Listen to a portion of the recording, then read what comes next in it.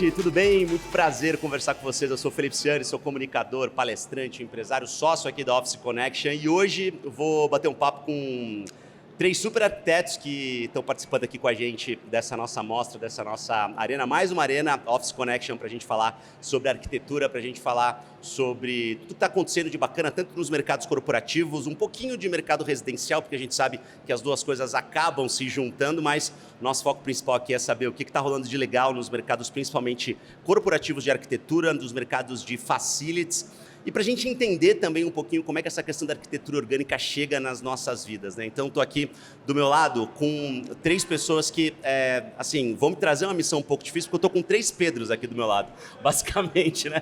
Então, primeiro, Pedro Nietzsche, da Nietzsche Architects. Obrigado, cara, muito legal. Fala um pouquinho sobre o teu escritório, sobre o seu trabalho, para a gente já te apresentar. Então, primeiro eu queria agradecer, né, a Office Connection aí pelo convite. Estou muito honrado de poder falar, né, um pouco sobre o nosso trabalho.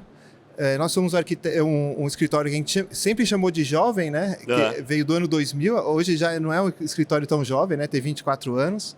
Somos 3 irmãos, eu sou o irmão do meio, eu sou o Pedro, tenho o João, o irmão mais novo, e a Lua, que é a minha sócia, a irmã mais velha.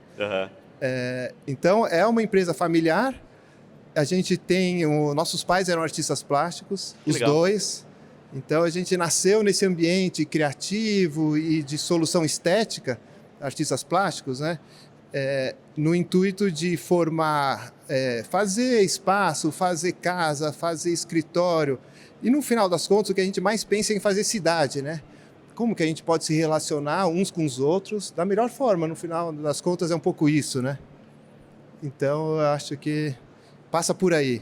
Como que a gente pode fazer arquitetura, fazer arte e fazer estética a partir do relacionamento, né, com as pessoas. Está tudo muito interligado, né? Quando a gente fala de arquitetura, de urbanismo, são temas que têm muito a ver com o nosso dia a dia. Sempre aqui do lado do Pedro, outros 2 Pedros que são sócios, inclusive, do mesmo escritório, né? Primeiro, Pedro Faria, queria que você se apresentasse aqui para a gente um pouquinho, para a gente entender um pouco tanto o trabalho da Vaga quanto o trabalho principal de vocês hoje no mercado.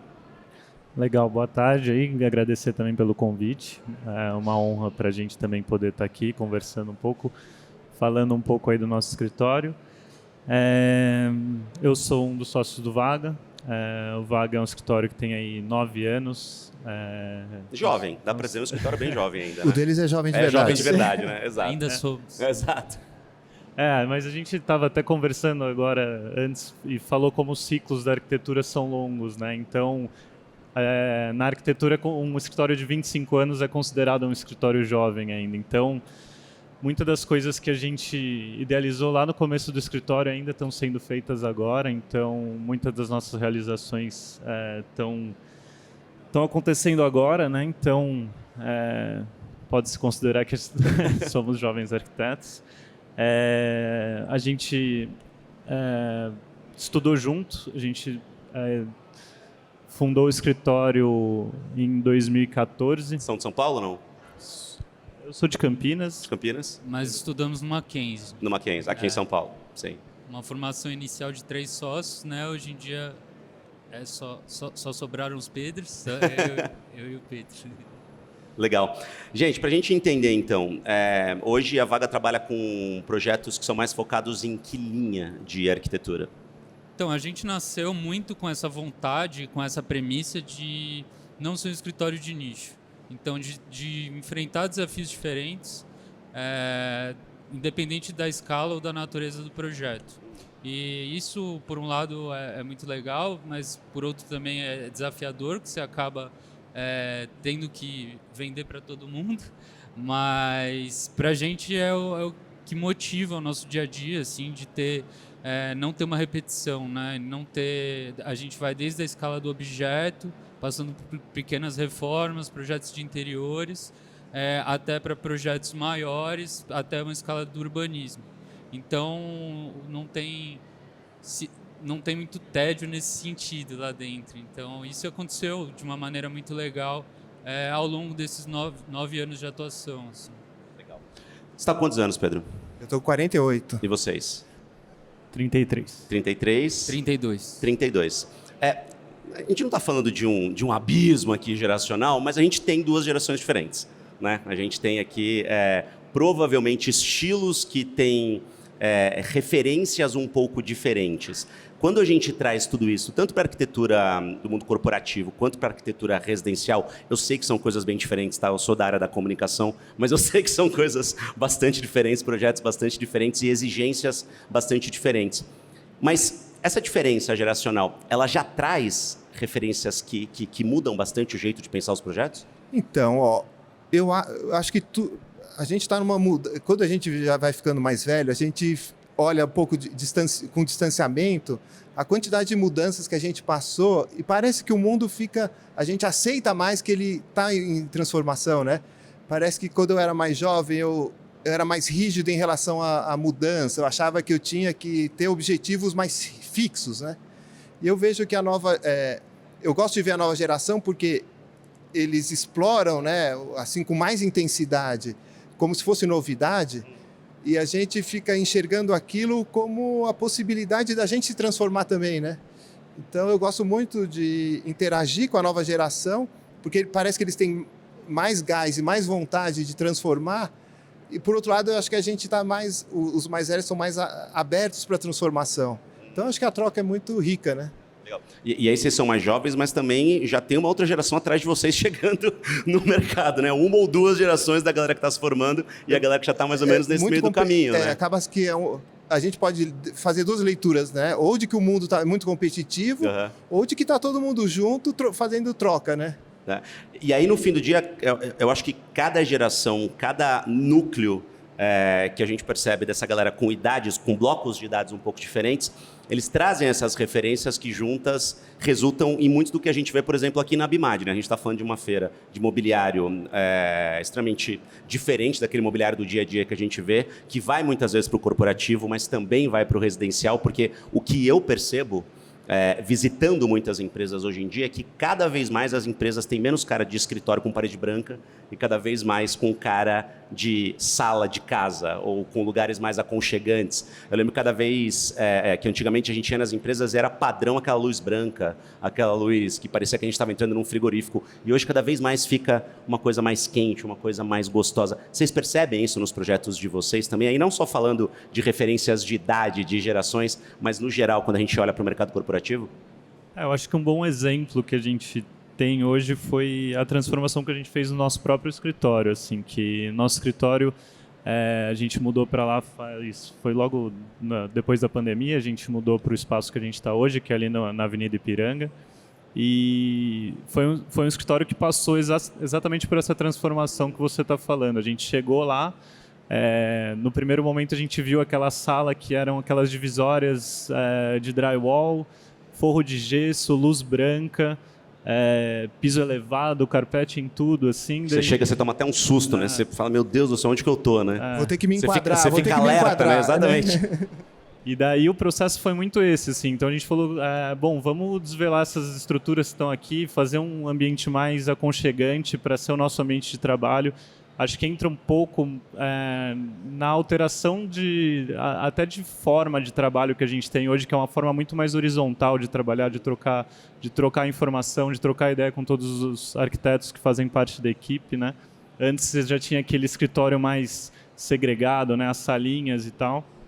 E o nosso escritório, o projeto do nosso escritório foi muito isso. Então, de abrir o espaço, mostrar a estrutura, mostrar a arquitetura que está existente ali, transformar o ambiente em um ambiente mais aconchegante que promova um pouco mais a troca entre as pessoas que estão ali presentes, né? Então, Ô Pedro, o quanto que vocês têm que conhecer de pessoas? Eu fico me questionando muito isso, né? Porque muitas vezes as empresas, a pessoa que pede o projeto, às vezes o dono da empresa, que não entende arquitetura, que não é do mercado, vira e fala assim, não, eu quero um projeto assim, assim, assado e tal, só que na verdade o arquiteto ele precisa entender quem vai trabalhar nesses lugares, como vai trabalhar, que tipo de trabalho vai fazer.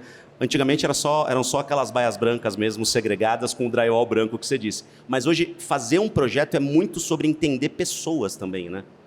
Eu acho que a essência daquilo que a gente faz é projetar espaços e pensar espaços para que as pessoas ocupem eles da melhor forma possível. A gente trabalha para que eles causem bem-estar, principalmente no âmbito corporativo, né?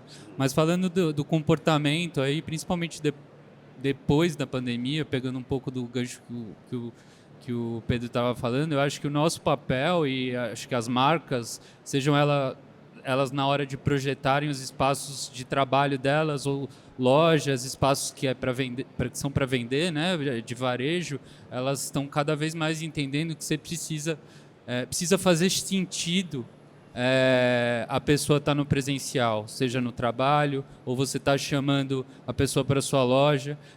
Aquilo precisa ser muito justificado, fazer muito sentido para aquela pessoa, seja para ela ter uma imersão no universo da marca, no caso de uma compra, seja para ela também ter uma imersão no universo e com as pessoas da empresa, no sentido de convívio, de cultura de empresa, nos espaços de trabalho.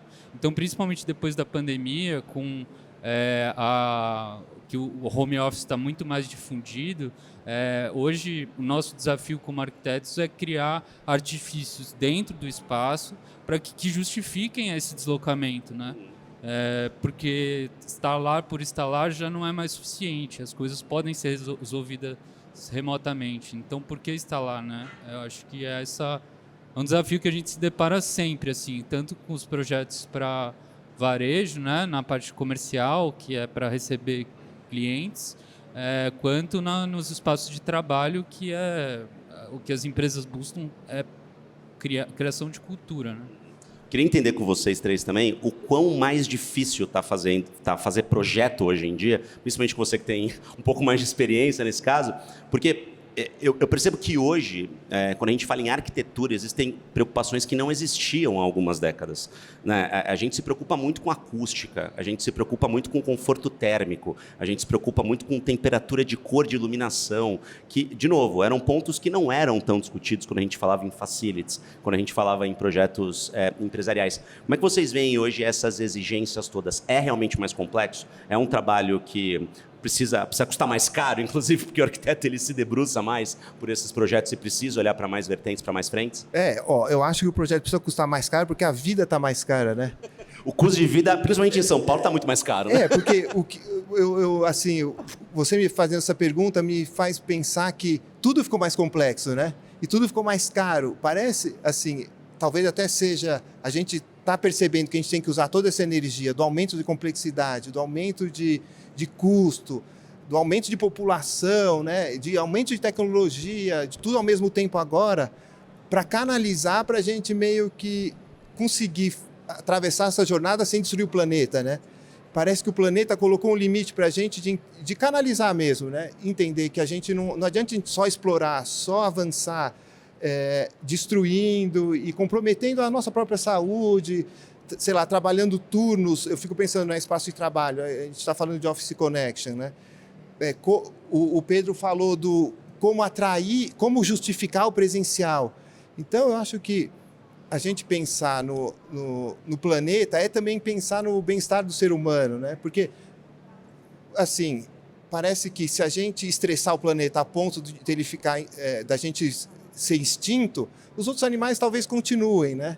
Então, acho que a sobrevivência é mais humana até do que de espécie ou do planeta, né?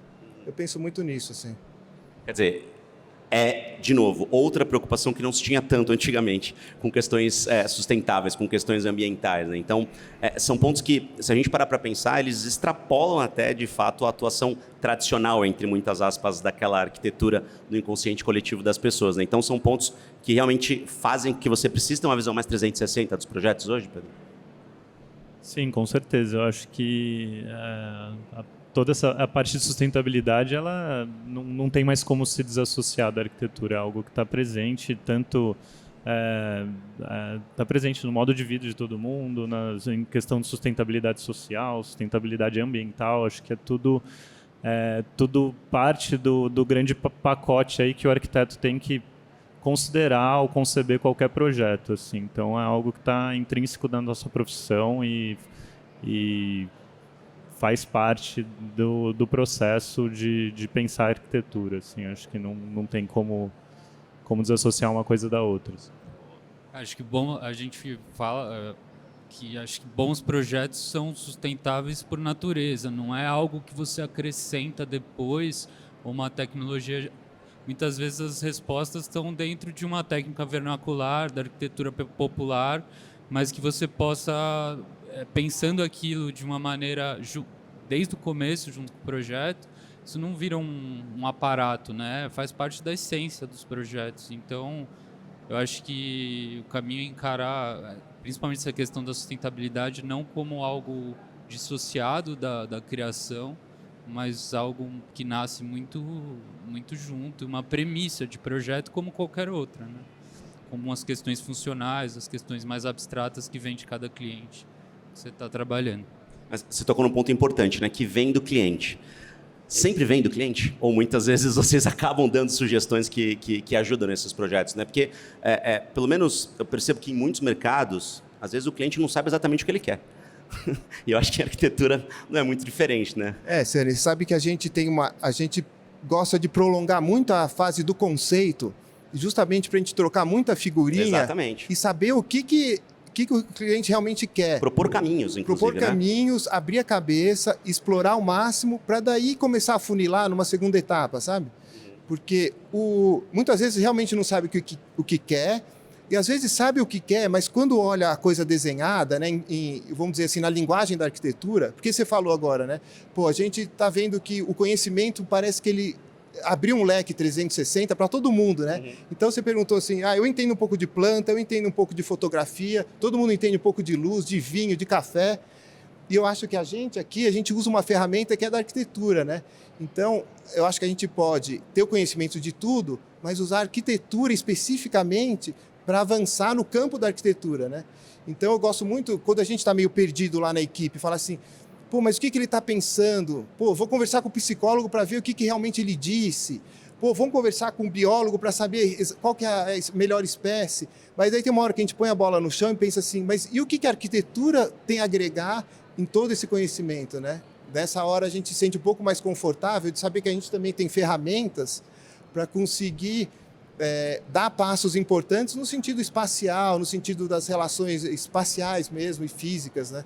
E o que vocês têm feito especificamente para fazer com que a arquitetura de fato agregue coisas que muitas vezes são intangíveis e que os clientes não necessariamente sabiam que queriam? Porque acho que deve acontecer muito disso, né? De momentos em que você tem o projeto pronto e o cliente fala, caramba, ficou infinitamente superior, ficou infinitamente melhor daquilo que eu pensei, porque trouxe alguns valores que eu não imaginava que existiam e que eram possíveis, né? Então, o cliente ele tem que ter uma certa sensibilidade para entender o quanto ele ganhou, e não só o quanto ele sofreu, o quanto ele perdeu, ou o quanto aquilo vai gerar de manutenção, por exemplo. Uhum.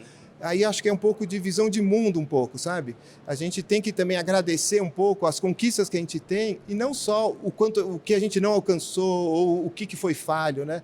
Eu acho que tem aí uma questão mais psicológica mesmo, da gente levar a vida do lado positivo, né? É um pouco de vocês lá na vaga pedirem para o cliente sentar no divã, bater um papo antes, tomar muito café, até chegar, de fato, no projeto ideal. Porque, assim, eu já toquei alguns projetos de empresas que eu sou sócio e também de casas, que eu já morei, né? Inclusive, acabei de terminar a reforma do meu apartamento, que demorou 1 ano.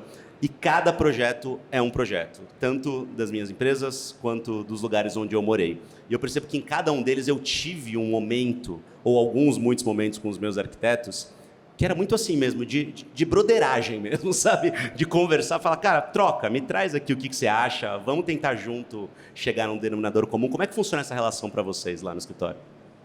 A gente sempre fala, desde o primeiro momento que o cliente chega no escritório, a gente fala que o projeto não é nosso, né? A gente não faz projeto sozinho. Então, o cliente é tão importante quanto toda a equipe que vai fazer parte desse projeto. E a gente faz o projeto a 4 mãos e isso é algo que a gente dá muita importância assim, para o escritório, porque não é a gente que vai morar na casa, é uma outra pessoa que vai morar na casa e isso precisa responder à necessidade do dia a dia dele, as coisas que ele gosta. E então é muito importante que você esteja muito próximo dessa pessoa para conseguir superar a expectativa dela, né? E daí, entrando um pouco nessa questão que vocês estavam falando, tem uma coisa que a gente sempre fala em reunião, porque o cliente, ele muitas vezes, por ter essa visão 360, acha que acha que sabe apresentar soluções e já tem muitas referências que já viu e tal. E ele, quando não gosta de alguma coisa do projeto, ele tenta apresentar a solução em reunião, né? A gente fala, não, tudo bem, a gente me explica o que você não gostou e a gente está aqui para trabalhar para você e apresentar a solução para você. Solução arquitetônica, né? Solução arquitetônica. Porque às vezes vem a solução de uma forma precária, que não tem os aspectos construtivos, nem de custo, nem nada. Né? Mas eu sou o rei de fazer isso. Eu dei muita solução precária nos meus projetos. Sim. Ainda bem que os arquitetos bateram o pé e falaram, não, vamos pelo outro lado. Eu falava, tá tudo certo. Mas eu tinha sempre uma solução precária na manga. A gente sempre tenta que eles apontem os problemas sem apresentar soluções. Exato. Aí a gente volta para casa. Ou por até apresentar a solução, mas deixar claro que não é aquela, né? Só para dar uma ideia ali, o de modo repente, de né? se expressar, Exatamente, talvez. só para deixar claro, né?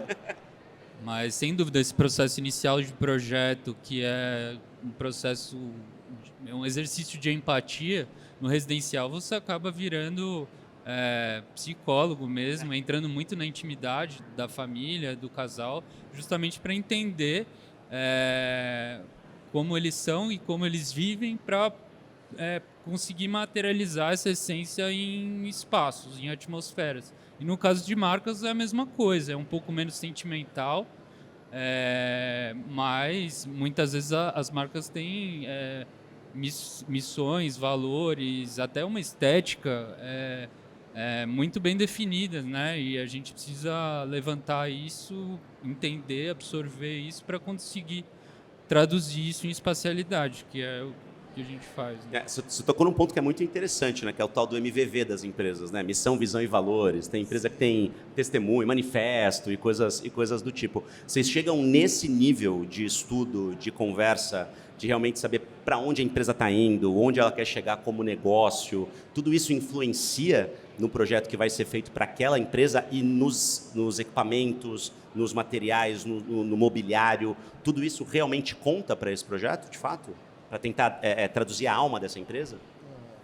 Não, sem dúvida. Isso é a primeira coisa, né? A gente receber esse material e ler sozinho. E depois, uma coisa legal que a gente implementou para esse tipo de cliente é um método que é um método conhecido de Design Thinking, que é um método de sprint, em que a gente traz os clientes para dentro do processo de projeto. Então, a gente cria um sprint criativo, que é nada mais do que um workshop idealmente de uma semana, 5 dias, em que a gente traz os clientes para dentro do escritório e consegue fazer exercícios, através de exercícios e dinâmicas, e absorver um pouco além dessas missão, valores, mais de questões abstratas, às vezes saem questões entre os sócios da empresa que eles têm que se resolver para a gente conseguir fazer o projeto. Então, e trazendo o cliente para dentro do processo,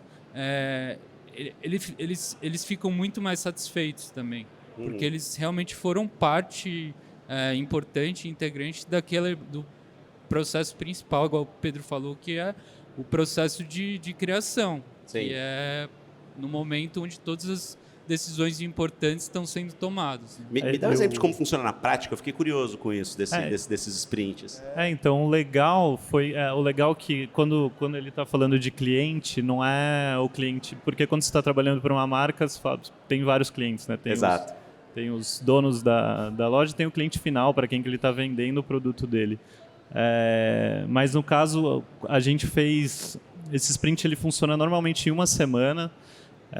Você faz uma imersão de uma semana, então no dia 1 você apresenta o problema. Assim, então, isso dentro do escritório de vocês? Dentro do escritório. A gente fez dentro do escritório. Normalmente até gostam de fazer isso em um lugar neutro, para não ter nenhum estímulo fora daquilo que você está vivendo. Isso é realmente uma imersão.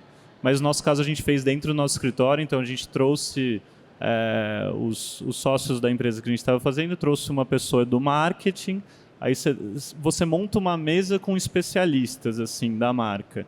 Então, eles acham que tem que ter uma pessoa de venda, tem que ter uma pessoa do marketing, os sócios da empresa, os arquitetos responsáveis pelo projeto e tem algumas pessoas responsáveis pela experiência, que daí são os chefes de experiência. E essa pessoa, ela cria dinâmicas para você desenvolver esse problema que foi apresentado no dia 1. Então, a gente faz uma imersão com essas dinâmicas e ao final da semana a gente apresenta um protótipo para a solução desse problema que foi criado.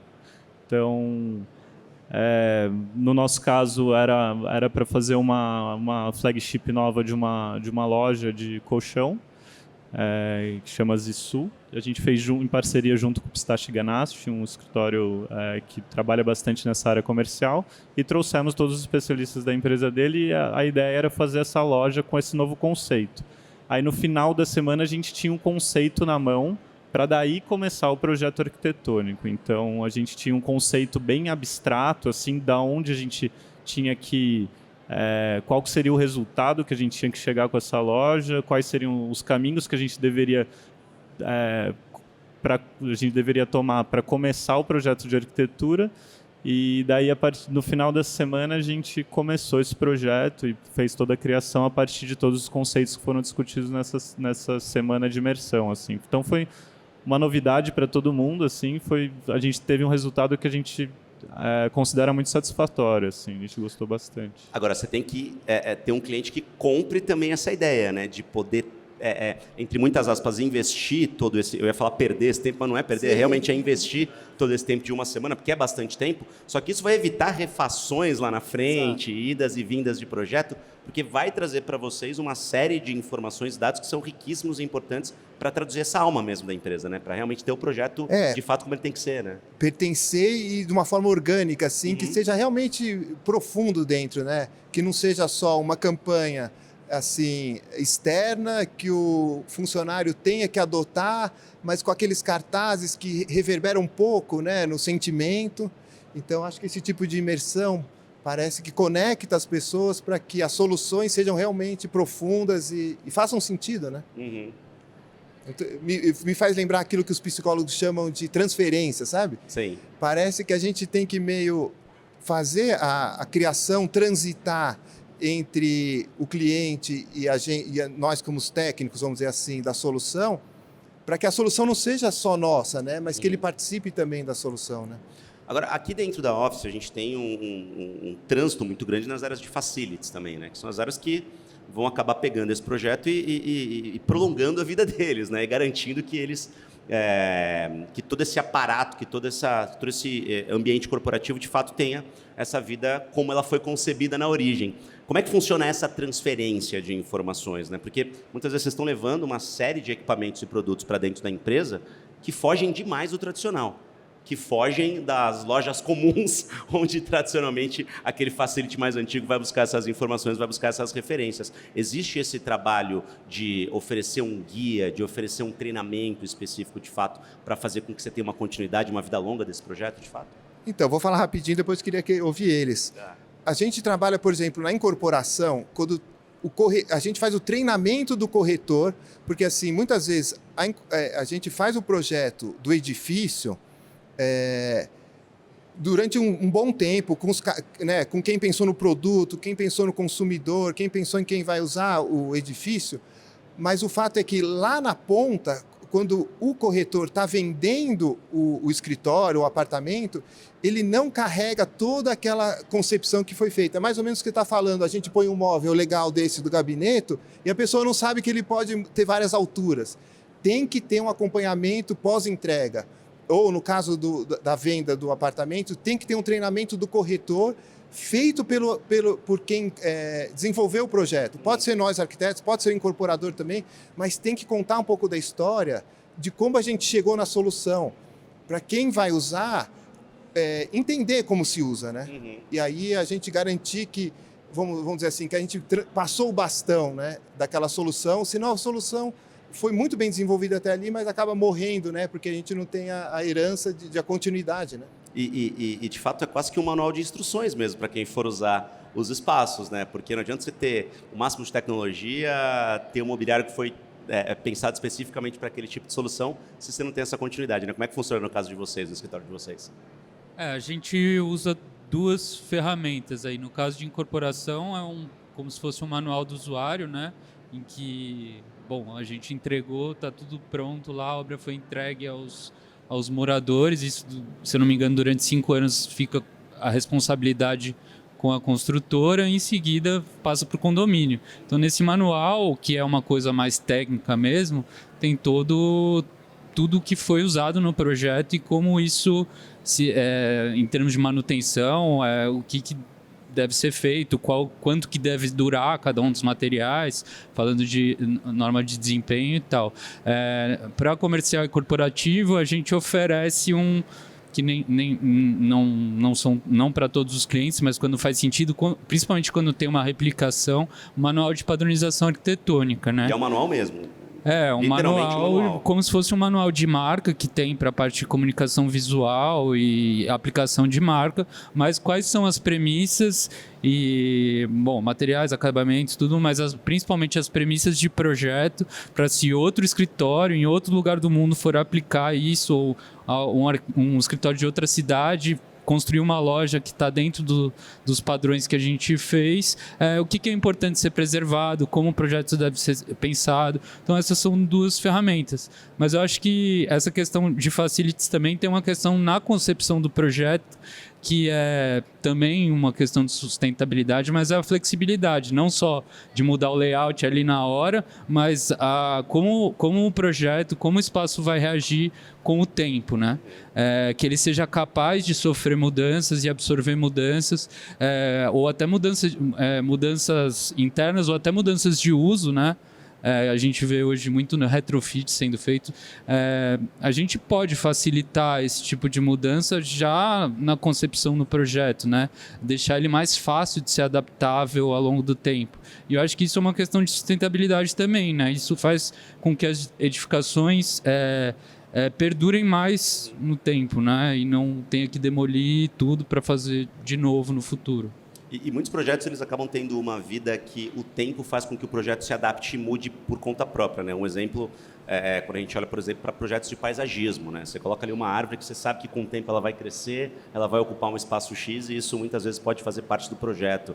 Sei lá, trazendo para o mercado, por exemplo, de relojoaria. Tem muita gente que gosta muito de relógio de cobre, porque com o tempo ele vai mudando de cor, ele vai tomando formas diferentes, ele vai ganhando um formato um pouco diferente. Existem projetos que também são pensados para evoluírem com o tempo naturalmente nesses aspectos? Como é que funciona essa evolução toda? Acho que a gente sempre busca que os nossos projetos sejam atemporais, né? Eu acho que isso eu acho que isso é uma questão que acho que a maioria dos arquitetos buscam aí para que o projeto... É quase uma escravidão, né? Porque a gente sabe que aquilo vai estar lá, vai durar muito tempo esse projeto. No momento que você faz o projeto de um prédio, um edifício ou de uma casa, ela é uma edificação que vai ficar lá por muito tempo e a gente precisa, na concepção do projeto, pensar considerar esse tempo. Então, que os materiais vão envelhecer, que as soluções vão envelhecer, né? Então, a arquitetura, a gente vê, ela muda o tempo inteiro. Então, a forma que as pessoas vivem, ela muda muito. Então, a gente faz o máximo para a gente ter um projeto que seja atemporal e não siga modismo e... acho que nesse sentido assim é algo que a gente sempre busca. Nosso escritório ainda é jovem, a gente ainda não viu a transformação dos nossos projetos, mas é algo que a gente leva em consideração e acho que busca aí desde a concepção do projeto. Eu chamei de escravidão, mas pode ser quase um propósito, né? A gente tem quase que uma obrigação, assim, como profissional ou como ser humano, de fazer um investimento, né, de uma construção ser durável, né? Para que a gente não precise ficar gerando lixo ou refacção ou demolição, para que aquilo se adapte às mudanças da vida, né? Porque assim, qual que eu acho que é o exercício difícil de se fazer? Entender que a construção pode durar muito mais do que nós todos aqui, né? E como que a gente vai adivinhar como que a nova geração vai usar aquele espaço? Então a gente tem que toda hora fazer esse exercício de antecipar as possibilidades de mudança sem que aquela construção fique obsoleta, né? E é uma mistura, uma receita muito complexa de você chegar num denominador comum perfeito, né? Porque vocês deram exemplos muito bons aí de mudanças da pandemia para cá. A pandemia que foi ontem. Então, se de pouquíssimo tempo, de 2021 para cá, de 2, 3 anos atrás, a gente já teve mudanças muito grandes, porque basicamente foram mudanças de comportamento das pessoas, né, que agora estão muito mais ligadas ao modelo híbrido, que talvez queiram escritórios que sejam mais parecidos com a casa dela, em alguns aspectos, para elas se sentirem um pouco menos deslocadas desse modelo. Como é que vocês conseguem fazer essa conta pensando em décadas de existência de um prédio corporativo? Aí sim, pensando de uma empresa. Porque de tudo que a gente falou desde o começo desse nosso papo, minha cabeça fica fervilhando, porque são muitas pontas para vocês juntarem. O trabalho de vocês eu acho que é muito ingrato em alguns momentos, sim, porque vocês têm que pensar em muitos aspectos, né? E olha que a gente nem está falando ainda do que está dentro das edificações, a gente está falando só, de fato, da estrutura em si, né? Esse do tempo eu acho que é o que mais me preocupa, assim. Porque é uma equação muito desafiadora. É futurologia. É basicamente futurologia, né? E assim, eu fico pensando em São Paulo, né? Que eu tenho muita dó, assim, da gente ter investido tanto no transporte individual e a gente ter uma cidade hoje que a gente acha ela muito inóspita porque a gente fica muito tempo no trânsito. Seja trânsito do carro, seja até do transporte público, ou a periferia, a desigualdade. Então, eu vejo com muita cautela, assim, com muita preocupação, as decisões que a gente vai tomar hoje, para que no futuro a gente tenha cidades mais amistosas, né, e mais amigáveis. Eu acho que isso é muito importante que a gente tenha essa preocupação, né? E aí como é que faz? Tem que ter um pouco de bola de cristal, um pouco de predição, um pouco de tecnologia. Como é que funciona isso na prática para vocês? Eu pelo menos eu acho que é muito mais, muito menos imaginar o que vai se tornar e muito mais projetar sabendo que aquilo pode ser alterado e muito provavelmente vai ser alterado. Então, dá espaço para essa flexibilidade, tanto na solução em planta, quanto no sistema construtivo que você está usando, quanto na maneira que você... nos materiais, né, que você está usando, né, até de acabamento, até para ficar desprendido de qualquer coisa de modismo. Eu acho que é muito mais o caminho, porque tentar imaginar o que aquilo pode virar. A gente está lá no centro, né? O Pedro também. A gente vê hoje a maioria dos retrofits que estão acontecendo lá são de conversão de uso. Não tem como, tipo, o arquiteto que projetou um prédio residencial na época não imaginou que aquilo poderia virar uma laje corporativa ou vice-versa. Mas um projeto bem racionalizado e que, de certa forma, pensou isso desde o começo, sem dúvida facilita, né, essa conversão de uso, e mesmo que não seja algo tão drástico, né, uma redistribuição interna... Pedro, e se a gente for comparar o espaço corporativo do escritório, né, mesmo aqui, né, tudo bem que aqui a função é realmente a mudança e aceitar várias exposições, né? Então aqui é super claro que o espaço tem que abrigar vários usos, né? Mas no residencial a gente tem uma coisa mais engessada, que vem muito da cultura, de como a gente, sei lá, como que era a sala de jantar, como que era a copa. Então, eu acho que o corporativo ele ensina muito como a flexibilidade, porque o corporativo ele tem, o que você falou, o piso elevado, não tem estrutura no meio, né? O vão é todo livre. Então, ele já indica que o trabalho é mais dinâmico e pode mudar mais. No residencial, eu acho que a gente tem um engessamento muito maior, porque a gente tem herança e tem aquele resquício de como deve ser a coisa relacionado à família, à cultura, aos costumes, né? Não, e é muito interessante analisar, porque a gente está falando sobre todos esses aspectos diferentes e, pelo menos dentro da minha ignorância, de fora da área, com esse conhecimento todo técnico que vocês têm, para mim a gente volta à mesma questão, a gente está falando de pessoas no fim do dia. Né? A gente está falando sobre comportamentos humanos, a gente está falando sobre, quando a gente vai para o residencial, por exemplo, apartamentos que tinham quartos de serviço que hoje já não fazem mais tanto sentido, que tinham entradas de serviço que hoje já não fazem mais tanto sentido. O apartamento que eu moro hoje é um apartamento dos anos 70 e que eu simplesmente fechei a entrada de serviço, porque não faz o menor sentido ter uma porta do lado da outra porta da sala, uma porta na cozinha, que talvez antigamente, para os hábitos e costumes de antigamente, talvez tivesse uma outra função, certamente uma função bastante diferente. Quando a gente pensa isso pro comercial, de novo, são muitas pontas diferentes. Eu concordo contigo, Pedro, que também deve ser... Não dá para bitolar, ficar pensando, pô, como é que vai ser, o que vai se transformar, não tem como saber. Mas o fato é que hoje, em 2024, a gente tem possibilidades tecnológicas que são muito grandes e fazem com que a gente tenha dados, inclusive preditivos. Quando a gente vai para a inteligência artificial generativa, a gente consegue ter uma predição de dados muito interessante, muito importante, de comportamento das pessoas também. Como é que a tecnologia entra nesses projetos? Porque, de novo, esse apartamento que eu moro, eu tive que colocar um ar-condicionado inverter lá, que não existia na época, nos anos 60. Foi uma obra absurda, horrível para ser feita. Como é que vocês pensam aspectos de tecnologia dentro desses projetos hoje? Difícil, né? Não, o exemplo do ar-condicionado eu acho que é um belo exemplo de como uma tecnologia nova alterou drasticamente a arquitetura, né? Porque você vê, a gente tem escritório no centro, quase todas as fachadas, principalmente dos prédios corporativos do centro, nenhum prédio considerava o ar-condicionado quando eles foram construídos, os prédios de lá, que você imagina, sei lá, década de 50 ali, não se considerava ar-condicionado nos edifícios.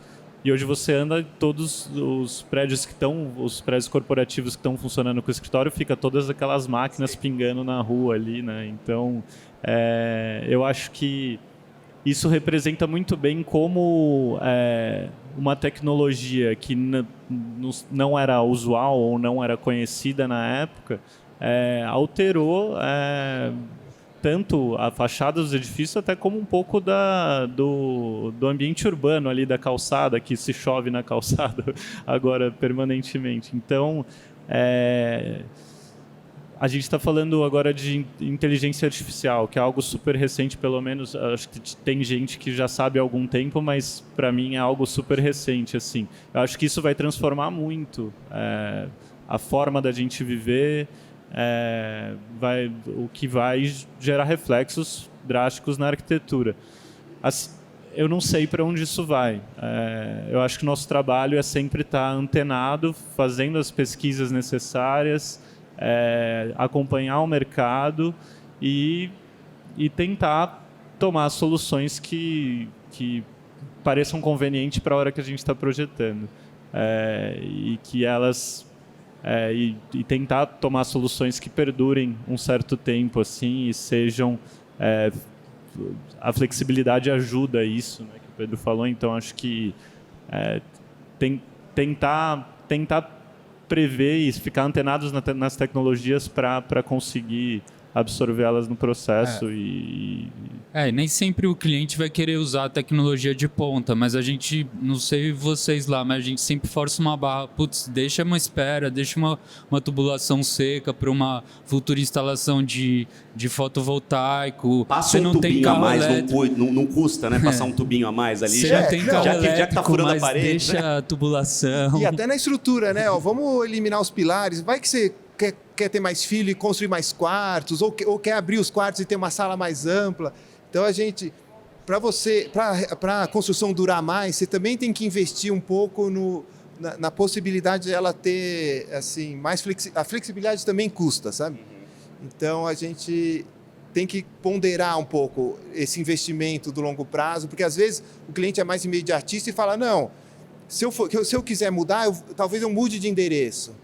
Então, tem a ver também... Está muito preocupado daqui 10, 15 anos, né? Tem a ver com o ciclo de vida também, sabe? O quanto ele está disposto a investir numa coisa que vai durar muito ou que possa ser descartável também, né? Mas eu, por exemplo, sou o cliente que gosta de deixar a tubulação extra. Eu sou essa pessoa. Acontece muito também, né? Não tem carro elétrico, mas talvez um dia você queira vender essa casa e quem for comprar vai ter. Então, deixa a espera lá. Então essa previsão, né? Porque a gente não sabe, né? E às vezes essas tecnologias daqui 5, 10 anos vão estar tão difundidas que você não vai ter mais opção de não ter.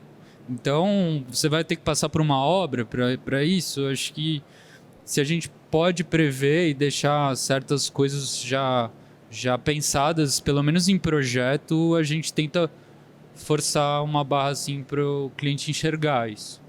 E às vezes não são custos muito grandes, né? Às vezes você está falando de um conduíte a mais ali na parede, de uma coisa que vai onerar um pouquinho, mas não é algo que pode te livrar de uma obra futura muito maior. Acabou nosso tempo, né, gente? Infelizmente, né? Já deu nosso tempo, o tempo passa rápido, já estamos há quase 50 minutos aqui conversando. Gente, obrigado, de verdade. Aprendi muito com vocês hoje, eu que não sou técnico, especialista na área de vocês, sou só um curioso.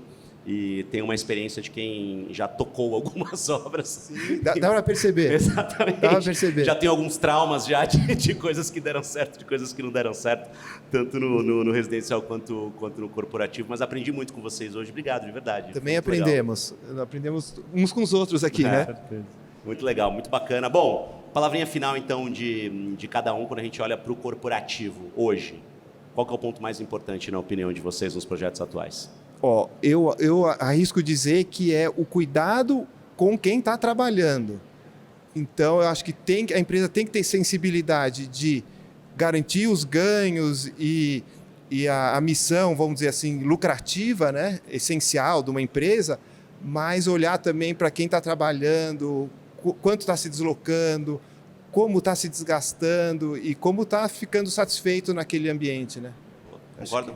Eu concordo totalmente, assim, eu acho que as pessoas que habitam ali o espaço corporativo, o trabalho é grande parte do tempo de cada um, então a gente está mais no trabalho do que com a nossa família, então eu acho que sempre o usuário tem que estar em primeiro lugar e acho que eu concordo totalmente com o que o Pedro falou. Não, eu acho que é isso. E conforme eu já falei antes, eu acho que essa questão trabalhar presencialmente tem que ser uma experiência. Uma experiência rica, produtiva e diferente de trabalhar remotamente. Senão ela fica injustificada hoje em dia com as tecnologias que a gente tem. Então, a missão das empresas e nossa como arquitetos de criar esses espaços, essas atmosferas que gerem bem-estar e qualidade de vida para as pessoas, porque realmente a gente pelo menos passa mais tempo no escritório do que em casa. Todos nós, né? Nem sempre é o que a gente gostaria, mas a gente precisa pagar boleto, né, gente? Hoje em dia, todos temos que trabalhar, então, gente, obrigado. Não vamos abdicar do lucro, não. O lucro é importante. O lucro é super importante, é ele que faz a gente pagar os nossos boletos e a gente construir coisas legais, né? Senhores, obrigado, os 3 Pedros. Obrigado, foi fácil, pelo menos não errei o nome de ninguém hoje, foi muito bom. Pedro Nietzsche, Pedro Faria e Pedro Domingues, Nietzsche Arquitetos e Vaga Arquitetura, gente, obrigado mesmo. Parabéns pelo trabalho de vocês são sempre muito bem-vindos para a gente bater papo aqui nas nossas arenas da Office Connection, participar das nossas mostras e continuar evoluindo, que é o que a gente quer, continuar aprendendo junto e a casa de vocês. Obrigado mesmo, tá? Obrigado, Sani. Obrigado, Office Connection, pelo convite. Legal, Maravilha. obrigado, pessoal. Obrigado, foi um prazer também de conversar com o Pedro, que a gente admira muito. Maravilha. Desde estudantes. Perfeito. Obrigado. Te chamou de velho um pouquinho, mas enfim, isso é um papo pra gente Foi um ter no elogio. bastidor. Isso, foi um elogio. Gente, obrigado você que acompanhou a gente até aqui agora. Lembrando que a gente está, nesse momento, na ABMAD, né, essa feira que é tão importante para o mercado. A gente está discutindo aqui questões corporativas, questões de facilities. Agora a gente vai dar uma zapeada, uma olhadinha no que a gente tem aqui nos mobiliários, nas novidades. Eu, particularmente, sempre aprendo muito quando participo desses eventos. Beijo para você que acompanhou a gente e até a nossa próxima Arena Office. Valeu, gente.